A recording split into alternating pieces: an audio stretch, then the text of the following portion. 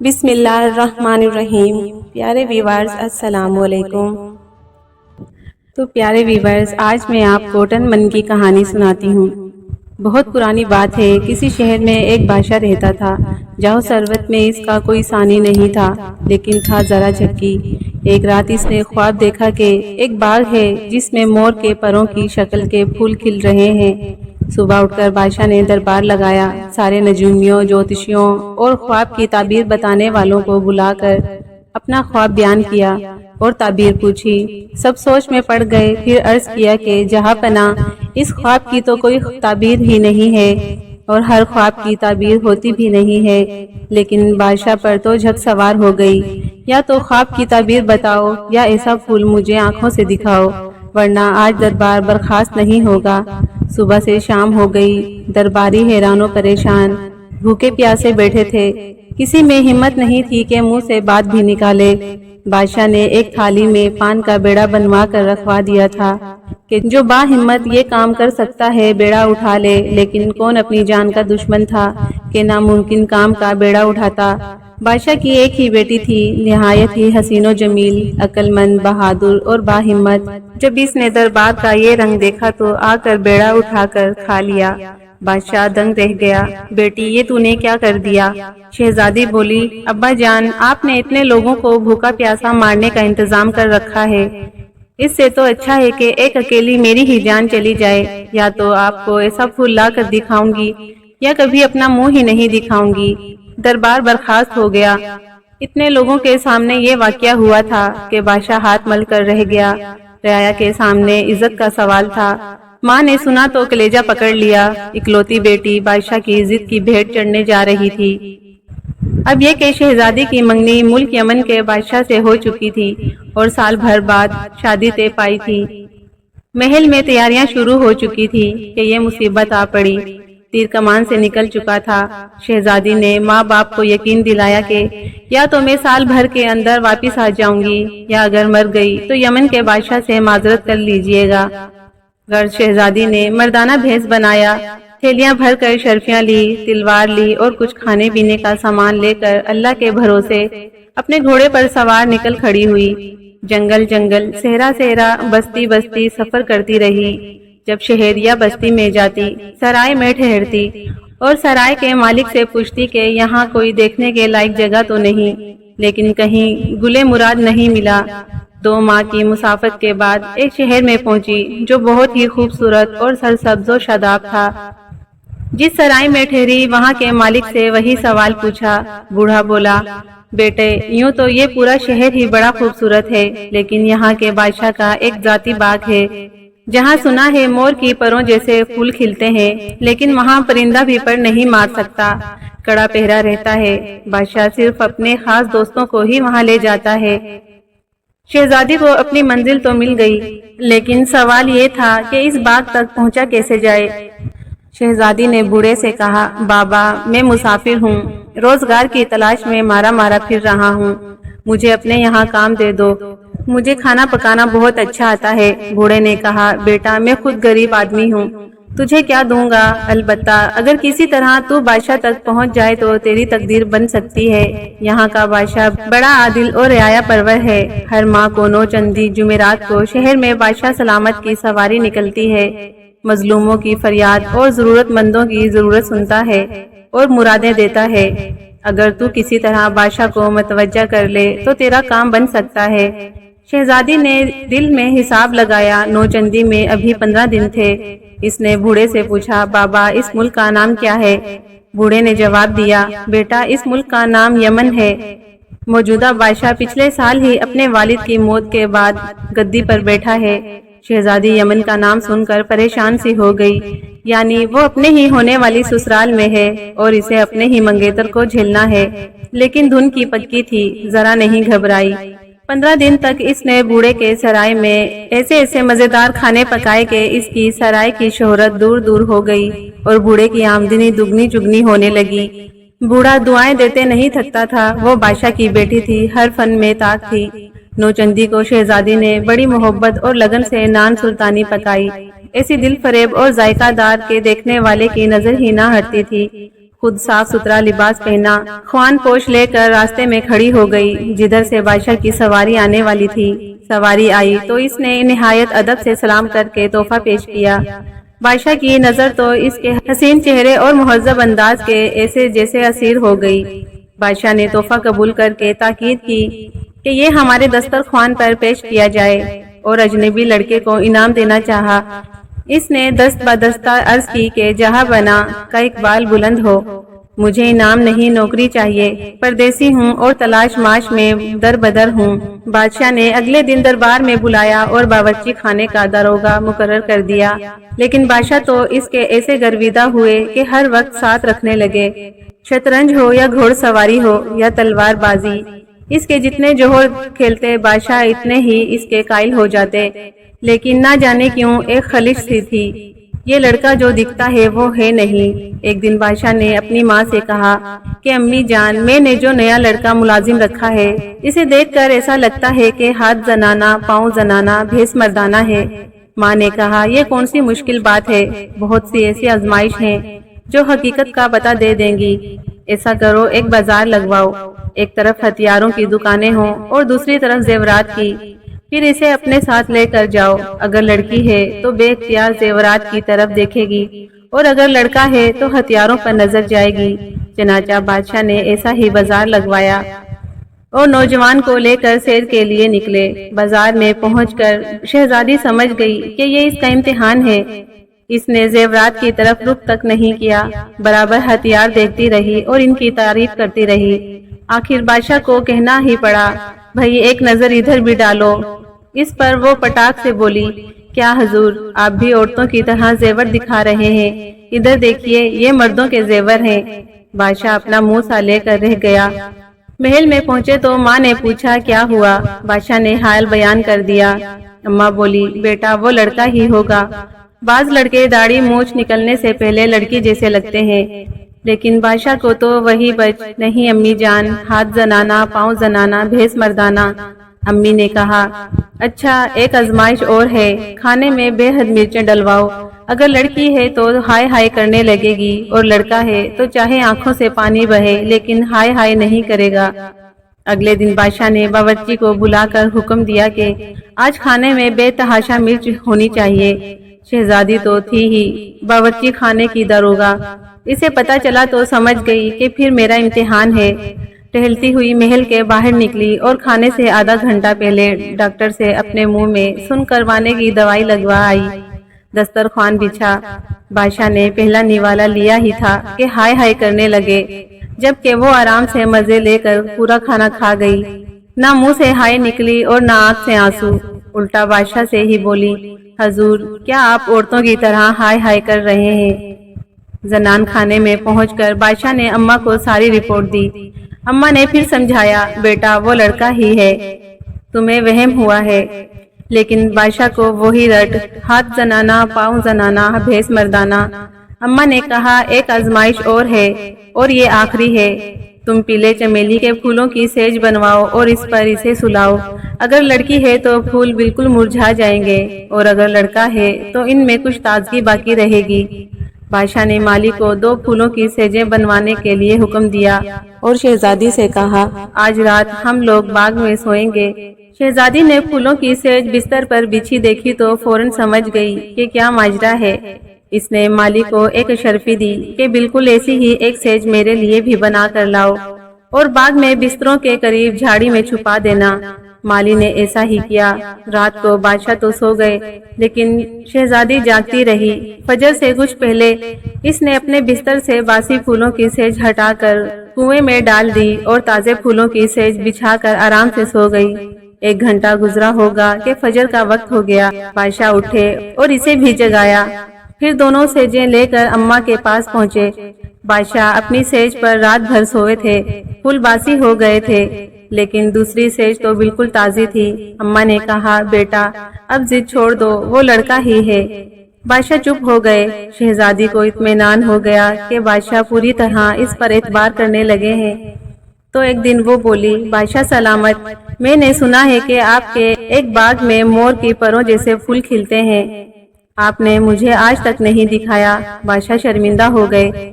فوراً اسے لے کر باغ میں پہنچے۔ باغ کیا تھا، گویا جنت زمین پر اتر آئی تھی۔ ہر طرف مور کے پنکھ جیسے پھول لہلہا رہے تھے۔ شہزادی نے جی بھر کر تعریف کی، بولی میرا جی چاہتا ہے کہ روز آؤں۔ بادشاہ نے کہا تو آ جایا کرو، کس نے روکا ہے؟ شہزادی بولی لیکن یہاں تو کڑا پہرا ہے۔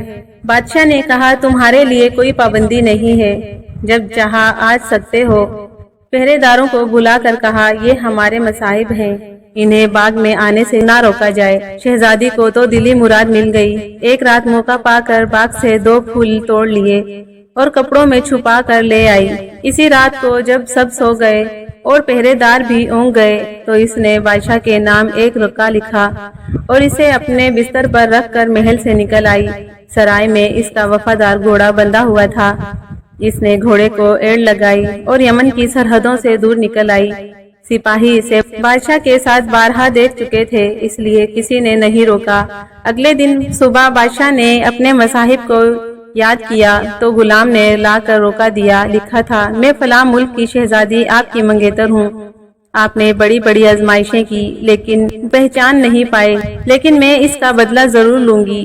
جب تک آپ کی 5 طلاقیں نہیں کروا دوں آپ کے پاس نہیں آؤں گی۔ بادشاہ نے پڑھا تو غصے سے بے قابو ہو گیا۔ فوراً اماں کو لا کر روکا دکھایا۔ دیکھا میں کہتا تھا نا کہ دال میں کچھ کالا ہے، لیکن آپ ماننے کو تیار ہی نہیں ہوئی۔ وہ سب کو چونا لگا گئی اور اوپر سے دھمکی بھی دے گئی ہے۔ میں بھی قسم کھاتا ہوں جب تک اس کا 2.5 چلو خون نہیں پی لوں گا چین سے نہیں بیٹھوں گا۔ آپ فوراً اس کے گھر پیغام بھیجیے کہ ہم اس ماہ بارات لے کر آ رہے ہیں۔ ادھر شہزادی کی واپسی کی خوشیاں منائی جا رہی تھی کہ یہ پیغام پہنچا۔ شہزادی سمجھ گئی اس سے بدلہ لینے کی سازش ہے۔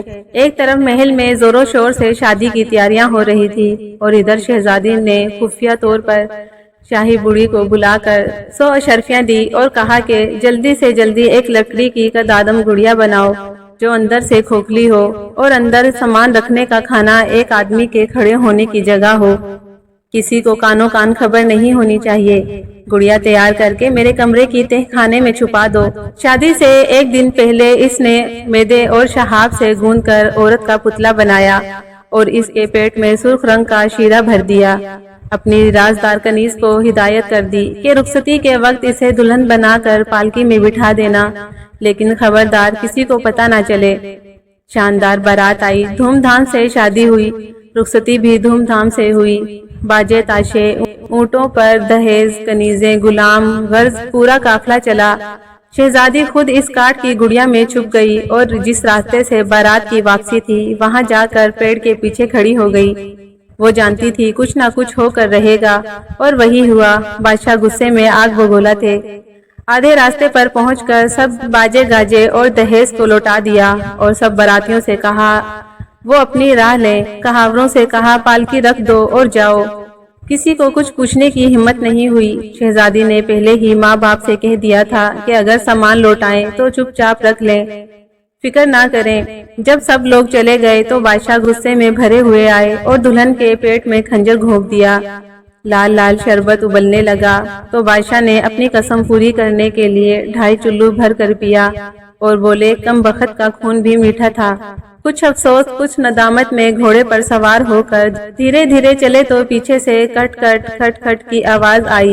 مڑ کر دیکھا تو لکڑی کی ایک کدادم عورت چلی آ رہی ہے۔ جنگل بیابان، ہر طرف سناٹا، اوپر سے لکڑی کی پیچھا کرتی عورت۔ بادشاہ کو تھوڑا ڈر سا لگا، پھر ڈٹ کر پوچھا کون ہے تو اور میرا پیچھا کیوں کر رہی ہے؟ کاٹ کی گڑیا بولی بادشاہ سلامت، میرا نام ٹن من ہے، میں شہزادی کا کھلونا تھی، ان کا جی بہلاتی تھی، آپ نے میری شہزادی کو تو مار دیا، اب میں کہاں جاؤں؟ میں تو آپ کے ساتھ ہی جاؤں گی۔ بادشاہ نے کہا نہیں، میرے ساتھ آنے کی ضرورت نہیں، جاؤ، لیکن ٹن من نہیں مانی۔ اسی طرح ڈانٹتے ڈپٹتے آخر اپنے ملک پہنچ گئے۔ سارا شہر سجا ہوا تھا۔ بادشاہ اور ملکہ کے استقبال کی تیاریاں ہو رہی تھی۔ بادشاہ کو یوں اکیلا آتے دیکھ کر سب پریشان ہو گئے۔ اماں نے پوچھا دلہن کہاں ہے؟ بادشاہ بولے مار آیا راستے میں، قسم بھی تو پوری کرنی تھی۔ اماں نے سر پکڑ لیا۔ تب ہی ٹک ٹک کی آواز آئی۔ دیکھا تو لکڑی کی دیوزاد گڑیا کھڑی ہے۔ اماں نے ڈر کر بادشاہ سے پوچھا یہ کسے لے آئے ہو؟ بادشاہ بولے جانے کون بلا ہے، پیچھا ہی نہیں چھوڑتی۔ گڑیا بولی آداب بیگم صاحب، میرا نام ٹن من ہے، میں شہزادی کا کھلونا تھی۔ بادشاہ سلامت نے میری شہزادی کو تو مار دیا، اب میں کہاں جاؤں؟ بادشاہ بولے میں تجھے بھی توڑ پھوڑ کر پھینک دوں گا۔ اماں نے ڈانٹ لگائی خبردار اسے ہاتھ بھی نہیں لگانا، بہو تو آئی نہیں، اب اس سے ہی میرا دل بہلے گا، اسے رہنے دو۔ اس طرح ٹن من بادشاہ سلامت کی اماں کی دوست بن گئی، دن بھر ان سے باتیں کرتی، اس سے کہانیاں سناتی، صلاح مشورہ دیتی۔ اماں جان کو بھی اس کی عادت پڑ چکی تھی۔ رات کو جب سب سو جاتے تو شہزادی کاٹ میں سے نکل کر جاتی، کھانے پینے کا سامان دن بھر کے لیے اپنے کھانے میں رکھتی، کمرہ بند کر کے تھوڑی دیر سو جاتی، صبح کے قریب واپس اپنے کاٹ میں گھس جاتی۔ 6 مہینے گزر گئے تو ٹن من نے اماں جان سے کہنا شروع کر دیا بیگم صاحب بادشاہ سلامت کی شادی کر دیجئے نا، اتنے بڑے محل میں آپ کنیزوں کے ساتھ تنہا رہتی ہیں، بہو آ جائے گی تو کچھ رونق ہوگی۔ پہلے تو اماں جان منع کرتی رہی، بیٹے کو پہلی بیوی کے مارنے پر برابر برا بھلا کہتی رہی، آخر مان گئی، اپنے ہی ایک وزیر کی بیٹی سے رشتہ طے کر دیا۔ شادی کی تیاریاں ہونے لگی۔ جب شادی میں 2 دن رہ گئے تو ٹن من بولی بیگم صاحب شادی کا دن آ گیا، اجازت ہو تو میں بھی ندی پر جا کر اپنا کاٹ دھو آؤں۔ اماں جان بولی ہے تم کیسے دھو گی نگوڑی لکڑی کی گڑیا، میں کسی کنیز سے کہتی ہوں وہ دھو دے گی۔ نہیں نہیں بیگم صاحب، میں کسی کو ہاتھ نہیں لگانے دوں گی، میرا کوئی گل پرزہ ٹوٹ گیا تو مصیبت ہو جائے گی، میری شہزادی بھی نہیں ہے جو ٹھیک کرا دے، آپ تو بس تھوڑا سا بیسن اور چمیلی کی کلی میرے ہاتھ پر رکھ دیں، میں خود ہی نہا دھو لوں گی۔ اماں جان مان گئی۔ ٹن من کھٹ پٹ کرتی ندی کے ایک سنسان کنارے پر پہنچی، کاٹ کی گڑیا جھاڑیوں میں چھپا دی، خود باہر نکل کر نہائی، سنگار کیا، کپڑے بدلے اور لڑکی والوں کے یہاں پہنچ گئی۔ لڑکی والوں نے ہاتھوں ہاتھ لیا، سمدھن آئی سمدھن آئی۔ شہزادی بولی نہ بھائی میں سمدھن نہیں پڑوسن ہوں، آپ کی بیٹی کی شادی ہے اس لیے چلی آئی۔ عورتیں کہنے لگی پڑوسن کتنی خوبصورت ہے، اس کی آنکھیں تو دیکھو کیسی جگمگا رہی ہیں جیسے ہیرے کی کنی۔ شہزادی بولی اے بہن میری آنکھیں تو اتنی ذرا ذرا سی تھی جن میں ہر وقت پانی اور کیچڑ بھرا رہتا تھا، وہ تو میری اماں کو کسی نے بتایا کہ نیل کی سلائیاں آنکھوں میں بھر دو، اس وقت تو ذرا سی تکلیف ہوئی، پھر جو میری آنکھیں چمکی ہیں تو تم دیکھ ہی رہی ہو، عورتوں میں خسر پھسر ہونے لگی، ہم بھی اپنی بیٹی کی آنکھوں میں نیل کی سلائیاں بھریں گے، آخر بادشاہ کی ملکہ بن کر جا رہی ہے، اسے بھی حسین ہونا چاہیے۔ شہزادی تو رخصت لے کر واپس آ گئی اور کھٹ کھٹ کرتی محل میں پہنچ گئی، اور ادھر ان جاہل عورتوں نے نیل کی سلائیاں منگا کر لڑکی کی آنکھوں میں بھر دی، لڑکی درد سے تڑپنے لگی، آنکھوں سے خون جاری ہو گیا، ڈاکٹر حکیم دوڑنے لگے، اسی اثنا میں بارات آئی اور نکاح ہو گیا۔ رخصتی کا وقت آیا تو پتہ چلا کہ لڑکی تو اندھی ہے اور اس کی حالت بھی بہت خراب ہے۔ بادشاہ غصے سے لال پیلے ہونے لگے، میری رعایا ہو کر مجھ ہی سے دھوکا، طلاق دی میں نے اس لڑکی کو، طلاق دی۔ براتیوں کو حکم ہوا واپس چلو۔ اماں جان بہو کے انتظار میں بیٹھی تھی، بادشاہ کو اکیلا آتا دیکھ کر دھڑک گئی، اب کیا ہوا، دلہن کہاں ہے؟ بادشاہ غصے سے بولے اندھی بیمار لڑکی سے شادی کر دی میری، طلاق دے آیا۔ اماں جان نے سر پکڑ لیا، تیری قسمت میں لگتا ہے بہو نہیں ہے، ایک کو مار آیا ایک کو طلاق دے آیا۔ بادشاہ بولے یہاں شوق کس کو ہے، مت کیجیے گا آئندہ شادی وادی۔ ٹن من اماں جان کے کان بھرتی رہی۔ 5-6 مہینے گزرے کہ ٹن من نے پھر بادشاہ کی شادی کا تقاضا شروع کر دیا۔ اماں بولی رہنے دو ٹن من، اب نہیں کرنی مجھے کسی لڑکی کی تقدیر خراب۔ ٹن من کہنے لگی اے بیگم صاحب اللہ اللہ کیجئے، اب اس میں بادشاہ سلامت کا کیا قصور، کیا اندھی لڑکی لے آتی، اور میری شہزادی بھی اللہ بخشے تھی تو میری ملکہ، لیکن مزاج کی ایسی تیز کہ بادشاہ کو دھوکہ دیا، بھلا کون مرد برداشت کرتا، اچھا ہوا مار دیا۔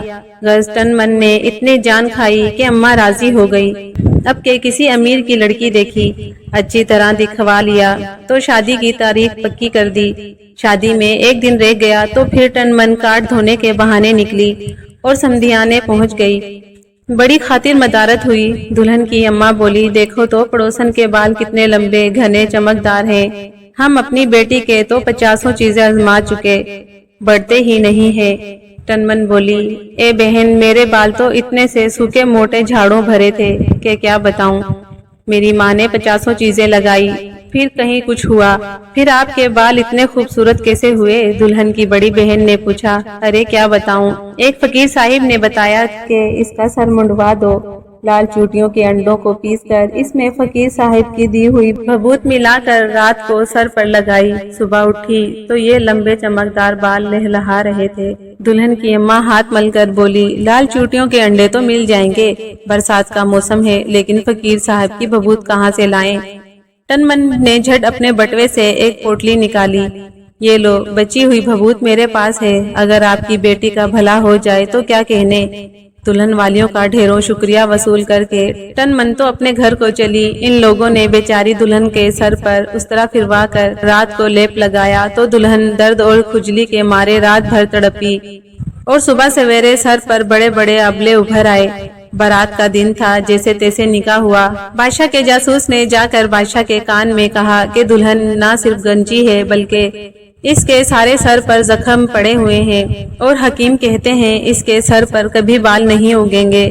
یہ سنا تو بادشاہ مارے غصے کے صحرا ویرا نوچ کر کھڑے ہو گئے اور طلاق دے کر واپس محل میں چلے آئے۔ اماں جان نے سنا تو ہزاروں صلواتیں سنائی۔ بادشاہ بھی سچ تھے، آپ کسی بندریا سے میرا نکاح پڑھوا دیں اور میں لے آؤں۔ کیا چاہتی ہیں آپ؟ خیر بادشاہ کی اماں نے تحقیق کروائی تو پتہ چلا واقعی بات سچ تھی۔ دل محسوس کر رہ گئی، اللہ کی مرضی سمجھ کر تو چپ ہو گئی، لیکن بہت ہی بد دل تھی۔ وقت گزرتا گیا، بات پرانی ہو گئی تو ٹنمن نے پھر بادشاہ کی شادی کے تقاضے کرنے شروع کیے۔ پہلے تو اماں جان نے صاف انکار کر دیا، لیکن پھر وہ بھی راضی ہو گئی۔ کسی اور امیر کی لڑکی دیکھی، سب ہی ڈرے ہوئے تھے، لیکن بادشاہ کے گھر سے پیام آئے تو انکار کی کہاں گنجائش۔ شادی کی تیاریاں شروع ہو گئی۔ حسب معمول شادی سے 2 دن پہلے پھر ٹنمن اپنا کارڈ دھونے گئی اور دلہن والوں کے یہاں جا پہنچی۔ سب نے ہاتھوں ہاتھ لیا، سب بہت ڈرے ہوئے تھے۔ ٹنمن نے بتایا، دراصل بادشاہ سلامت کو بے حد حسین لڑکی چاہیے، لڑکی میں کمی ہوتی ہے تو وہ طلاق دے دیتے ہیں۔ دلہن کی چچی بولی، لڑکی تو ہماری بھی خوبصورت ہے، بس ذرا دانت ٹیڑھے میڑے ہیں۔ پڑوسن، آپ کے دانت تو موتیوں کی طرح جڑے ہوئے ہیں، آپ ہی کوئی نسخہ بتا دیں، ابھی تو 2 دن ہیں، ہم بھی کچھ کوشش کر لیں۔ ٹنمن بولی، ہائے میں کیا بتاؤں، میرے دانت تو ایسے خراب تھے کہ بس چھوٹے چھوٹے سے چوہے جیسے پیلے، اور اوپر کا دانت تو ہونٹوں پر رکھا رہتا تھا۔ میری اماں ایک فقیر صاحب کے پاس لے کر گئی، بڑے پہنچے ہوئے تھے۔ انہوں نے ایک جادوئی منجن دیا اور کہا کہ آگے کے 8 دانت اکھاڑ کر رات کو یہ منجن لگاؤ۔ میری اماں نے ایسا ہی کیا، تکلیف تو بہت ہوئی، لیکن اگلے دن صبح جادو کے زور سے سارے دانت دوبارہ نکل آئے اور ایسے خوبصورت۔ دلہن کی اماں بولی، لیکن وہ فقیر اور وہ منجن ہمیں کہاں ملے گا؟ ٹنمن نے جھٹ بٹوے میں سے منجن کی پڑیاں نکال کر دی۔ یہ لو میرا بچا ہوا منجن، تمہارا بھی بھلا ہو۔ ٹنمن تو خاندان کا احسان کے بوجھ تلے چھوڑ کر چلی آئی، اور ان لوگوں نے اسی رات لڑکی کے دانت اکھڑوا کر خونم خون منہ میں منجن بھر دیا۔ لڑکی بیچاری کا سارا منہ سوجا ہوا اور تکلیف سے جان نکلی جا رہی تھی، لیکن بات چھپائی گئی، نکاح ہو گیا۔ کھانا کھا کر جب رخصتی کا وقت ہوا تو بادشاہ کے خبری نے بادشاہ کو دلہن کے احوال سے آگاہ کیا۔ بادشاہ کا غصے سے برا حال تماشا بنا کر رکھ دیا ہے مجھے میری ہی رعایا نے۔ طلاق دے کر چلے آئے۔ اماں جان کو رخصتی کی خبر مل چکی تھی، وہ دروازے پر دلہن کے استقبال کے لیے کھڑی تھی کہ بادشاہ غصے میں بھرے ہوئے اکیلے داخل ہوئے۔ اب کیا ہوا؟ اماں نے دہل کر پوچھا۔ شادی کا نام مت لیجیے گا، اب میرے آگے شہر بھر کی جتنی اندھی گنجی جاہل لڑکیاں ہیں آپ نے میری ہی نصیب میں لکھ دی ہیں۔ اگلے روز اماں کو پتا چلا کہ بادشاہ صحیح کہہ رہے تھے۔ انہیں غصہ بھی آیا اور بیٹے کے لیے افسوس بھی ہوا، لیکن اب کیا کیا جا سکتا تھا؟ اماں ٹنمن کے سامنے اپنے دل کے پھپھولے پھوڑتی اور ٹنمن کمال ہوشیاری سے مرہم رکھتی۔ اس دفعہ ٹنمن کو اماں اور بیٹے کو شادی پر راضی کرنے میں پورا سال لگ گیا۔ اب کہ جس امیر کے گھر میں رشتہ طے ہوا، وہاں اماں جان خود جا کر لڑکی کو دیکھ کر آئی۔ ہر طرف سے ٹھونک بجا کر دیکھا۔ بادشاہ نے کہہ دیا تھا، آپ کی خاطر میں راضی ہوا ہوں، لیکن یہ آخری دفعہ ہے، اس کے بعد میں کوئی تماشا نہیں ہونے دوں گا۔ شادی سے 2 دن پہلے ٹنمن اپنا کارڈ دھونے گئی اور دلہن والوں کے یہاں جا پہنچی۔ اب کہ اس نے خود ہی بتا دیا کہ میں بادشاہ سلامت کی پڑوسن ہوں، محل میں میرا آنا جانا ہے، میں نے سوچا آپ کو ان کے یہاں کی رسم و رواج بتاؤں۔ سمدھیانے کی ساری عورتیں خاطر میں بچ گئی۔ بہت اچھا کیا پڑوسن آپ نے، ہم تو بہت ڈرے ہوئے تھے، سنا ہے بادشاہ 4 طلاقیں دے چکے ہیں۔ پڑوسن بولی، دراصل بادشاہ سلامت کو اپنے رسم و رواج بہت عزیز ہیں، لوگوں نے ان کے رواجوں کے مطابق ان کی اور باراتیوں کی توازہ نہیں کی، اسی لیے وہ ناراض ہو گئے۔ تم جانو بادشاہوں کے مزاج، ناراض ہو کر طلاق دے آئے۔ اب آپ لوگ جیسے میں بتاؤں ویسا ہی کریں۔ اچھا بتائیے بارات کے استقبال میں کیا کیا انتظام ہے؟ لڑکی والوں نے بتایا کہ بادشاہ سلامت کے لیے شرفیوں اور ہیروں کے ہار، اور براتیوں کے لیے گلاب کے پھولوں کے ہاروں کا انتظام ہے، اور کھانے میں ہر قسم کے مغلئی کھانوں کے پکوان پکانے کے لیے دور دور سے باورچی بلائے گئے ہیں۔ ٹنمن بولی، یہی تو سب سے بڑی غلطی آپ لوگ کرنے جا رہے تھے۔ بادشاہ کے یہاں قاعدہ ہے، پہلے دن جب دلہا آئے تو اسے مٹی کی ہانڈیوں میں سوراخ کر کے اس کا ہار پہنایا جائے، اور براتیوں کو ٹوٹے ٹھیکروں کا ہار پہنائے، اور کھانے میں مٹی کے کنڈوں میں نمکین دلیا پیش کیا جائے۔ مٹی کے برتنوں کو بادشاہ کے خاندان میں بڑا مقدس سمجھا جاتا ہے۔ دوسرے دن بھلے ہی آپ انہیں ہیرے جواہرات کے ہار پیش کریں اور لذیذ کھانے کھلائیں، کوئی حرج نہیں ہے۔ لڑکی والے پہلے تو حیران ہوئے، پھر شکریہ ادا کرتے نہ تھکتے تھے کہ پڑوسن آپ نے تو ہماری آنکھیں کھول دی، ہمارے اوپر احسان کیا یہ سب بتا کر، ورنہ ہماری لڑکی بھی طلاق پا کر گھر ہی بیٹھی رہتی۔ اپنے مشن کی کامیابی کا یقین کر لینے کے بعد ٹنمن دعائیں لیتی ہوئی واپسی محل میں آ گئی۔ دھوم دھام سے بارات چڑھی۔ جیسے جیسے باراتی شادی کے حال میں داخل ہوتے، انہیں ٹوٹے ٹھیکروں کا ہار پہنایا جاتا۔ ہر ایک حیران ہو کر پوچھتا، یہ کیا ہے؟ پہنانے والے کہتے، جناب آپ ہی کے ہاں کی ریت ہے۔ آخر میں بادشاہ سلامت داخل ہوئے تو ہونے والے سسر نے مٹی کی ہانڈیوں کا ہار بڑے ادب سے ان کے گلے میں ڈال دیا۔ بادشاہ حق و دک رہ گئے، پوچھا یہ کیا ہے؟ انہوں نے ادب سے کہا، حضور آپ ہی کے یہاں کی ریت ہے۔ بادشاہ نے غصے سے ہار اتار کر زمین پر دے مارا، ساتھ ہی سارے براتیوں نے بھی یہی کیا۔ سارا پنڈال ٹوٹے ٹھیکروں سے بھر گیا۔ لڑکی والے سمجھے شاید یہ بھی کوئی شگن ہوگا۔